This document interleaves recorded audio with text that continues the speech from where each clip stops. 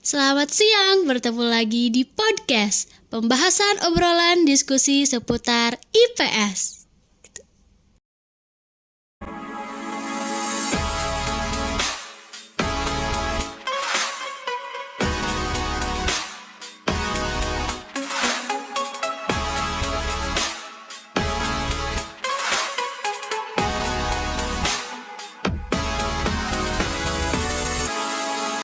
Saya Rifa Salsabila sebagai host podcast hari ini. Dan pada hari ini kita akan kedatangan tamu yang kece dan asik banget nih teman-teman. Pastinya pada obrolan podcast kali ini akan sangat seru. Mari kita sambut narasumber kita, Kak Ulan. Halo Kak Rifa dan teman-teman semuanya.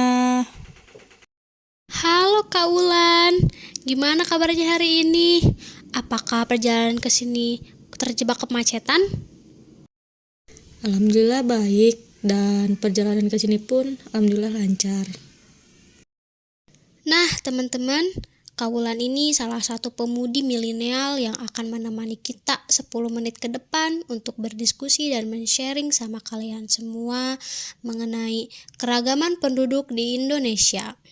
Nah, menurut Kak Ulan nih, keragaman apa aja yang dimiliki oleh negara Indonesia?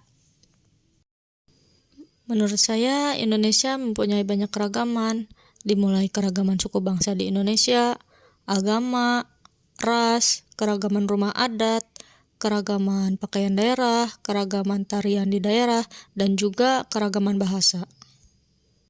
Betul sekali Kak Ulan, secara Indonesia memiliki 34 provinsi dan tentunya Indonesia sangat kaya akan keragaman penduduk karena setiap provinsi tersebut memiliki adat istiadat, budaya, dan ciri khasnya masing-masing. Jumlah penduduk Indonesia pada saat ini berapa banyak ya? Karena kan pada masa pandemi ada kebijakan bahwa masyarakat untuk tetap berada di rumah saja. Maka dari itu bisa saja kan peningkatan penduduk tidak terkendali. Jumlah penduduk di Indonesia pada tahun 2022 mencapai 278.752.361 jiwa. Wow, begitu menakjubkan ya teman-teman. Kalau dibandingkan dengan negara tetangga kita, negara Singapura, dia hanya memiliki keragaman penduduk sekitar 6 juta jiwa dan tentunya mereka pun memiliki banyak keragaman-keragaman di negaranya. Oke, back to Indonesia. Kak Ulan kan adalah pemudi milenial nih, dan tentunya Kak Ulan update banget gak sih? Update banget dong, secara kan sekarang banyak sumber informasi yang dapat diketahui, mulai dari yang berfaedah dan yang unfaedah juga. Kayak misal aplikasi TikTok yang lagi tren tuh, dia kan sering menyampaikan berita terbaru ataupun gosip yang sedang viral. Betul sekali Kak Ulan. Waduh, anak milenial banget gak sih? Oke, tentunya Kak Ulan tahu dong film KKN di Desa Penari yang sempat mengguncangkan itu. Nah, menurut Kak Ulan nih, tarian apa yang dilakukan di film KKN tersebut? Kalau menurut aku, dia itu seperti tari jaipong. Tapi yang sebenarnya yang dia lakukan itu kan tarian gandrung, di mana tarian itu salah satu bentuk kebudayaan suku Osing atau penduduk asli Banyuwangi yang berasal dari Provinsi Jawa Timur.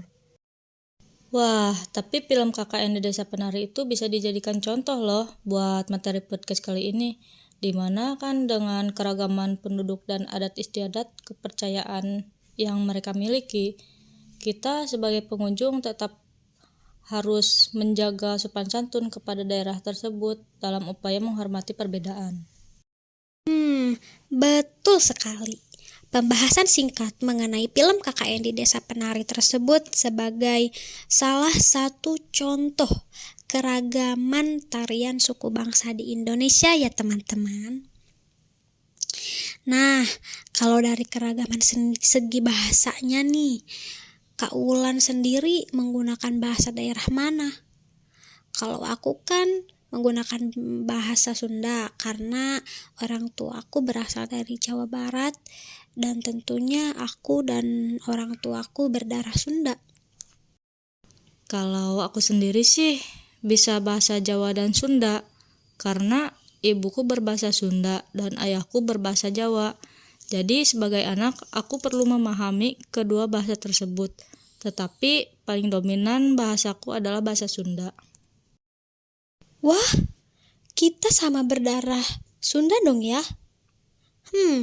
Ngomong-ngomong Sunda nih, makanan apa sih yang Kak Wulan sukai khususnya di daerah Jawa Barat? Kalau ngomong-ngomong soal makanan nih ya, makanan yang aku sukai dari Jawa Barat cukup banyak sebenarnya. Seperti karedok, sale pisang, ubi cilembu, surabi, seblak, batagor, cilok, dan tutuk oncom. Nah, tutuk oncom ini nih termasuk makanan favorit aku kalau aku lagi berkunjung ke Bandung. Karena tutuk oncom yang dicampur dengan nasi hangat itu rasanya enak sekali. Kalau ditranslate ke bahasa Sunda nih, rasanya ngeunah pisan.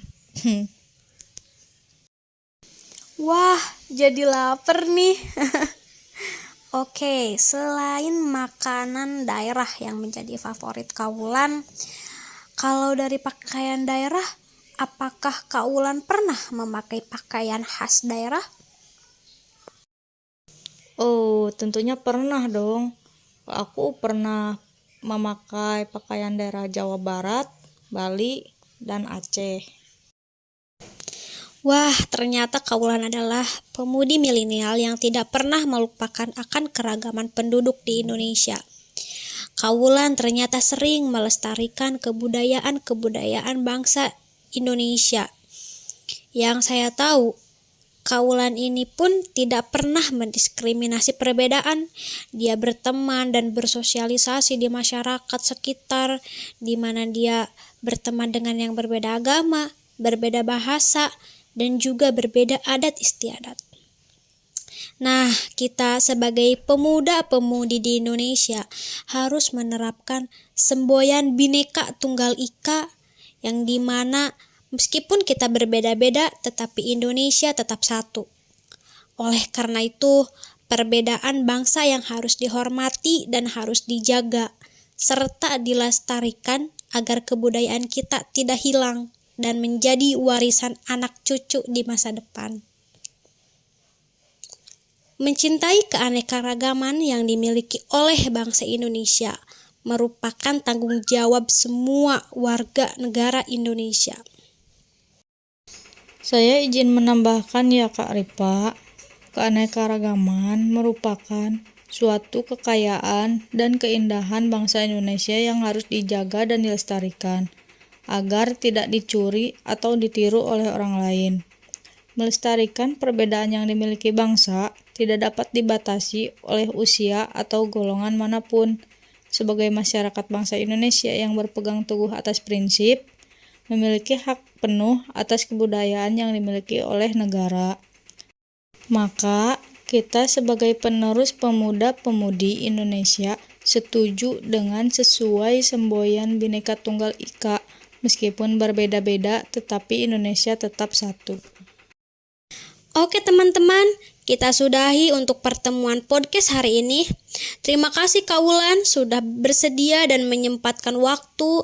Semoga Kak Wulan sehat selalu dan kita bisa bertemu di podcast selanjutnya.